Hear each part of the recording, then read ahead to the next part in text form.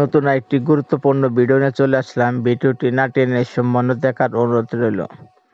দেখেন, এখন ঢাকা শহরে ব্যাটারি চালিত রিক্সা সেনা বাতিল ঘোষণা করছে আদালত। সে বাতিল ঘোষণা করার কারণে দেখেন রিক্সা শ্রমিক যারা তারা আন্দোলন করতে মাঠে নেমেছে। এখানে আর্মিরা বলছেন যে রিক্সাওয়ালার কাছে পিস্তল আছে, অস্ত্র আছে, তারা অস্ত্র কোথায় পেল?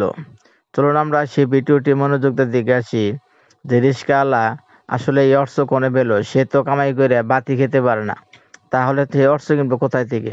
চলুন দেখি সেখানে অন্য কোনো চক্র আছে কিনা। চলুন ভিডিও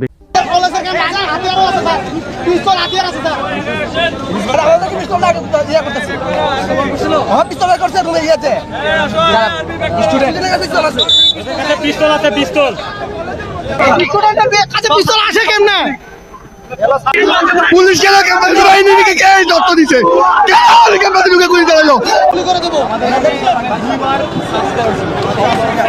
এখন বের করছে ভাই, আমরা দেখতেছি, আমরা দেখতেছি অস্ত্র না, আমরা দেখতেছি।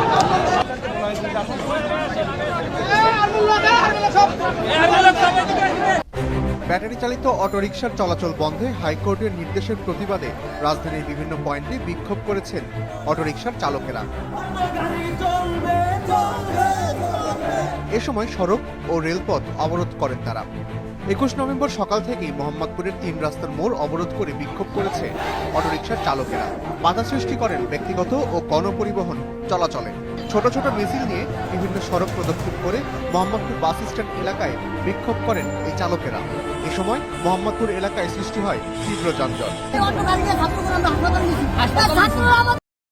দেখেন, যদি গরিব মানুষ, নিরীহ মানুষ যারা এই অটো রিক্সা চালিয়ে ঢাকা শহরে তারা তাদের পরিবারকে খাবার যোগায়, যদি অটো নাই চালাতে পারে তাহলে খাবার কোথা থেকে যোগাবে?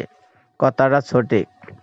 কারণ আমার কথা কোনটা, যদি অটো নাই চালাবার দিবেন তাহলে কেন আপনারা বাইরে থেকে অটো ইনপোর্টে আনেন? সেই লাইনটি বন্ধ করেন, তাহলেই গরিব মানুষ ঋণ করে আর কখনো অটো কিনবে না। আপনাদের কাছে ভিডিওটি কেমন লাগছে আর শ্রমিকটা কি সঠিক করছে অবশ্যই কমেন্ট করে জানাবেন। চলুন ভিডিও দেখে আসি। মানুষজন একটা চরম ভোগান্তিতে পড়েছে।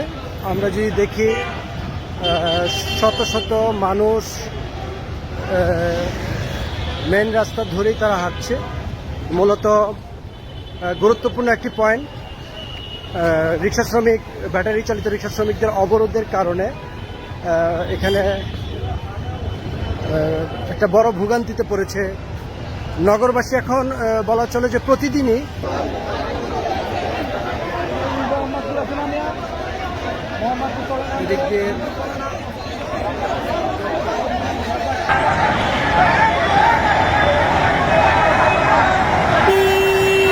হাইকোর্ট থেকে আমাদেরকে 3 দিনের ভিতরে অটো রিক্সাগুলো বন্ধ করে দেওয়ার অনুমতি আসছে।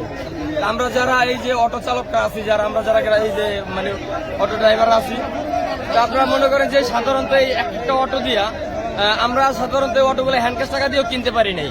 জাস্ট আমরা কিস্তি নিয়ে, লোন নিয়ে, তারপরে 60 থেকে 70 হাজার টাকা খরচ করে এই একটা অটো রিক্সা কিনে আমাদের ফ্যামিলিতে 5 থেকে 6 জন লোক আছে। তো আমার একটা রিক্সা দিয়া আমার 5 জন লোক চলে, আমি সহকারে 5 জন লোক চলে।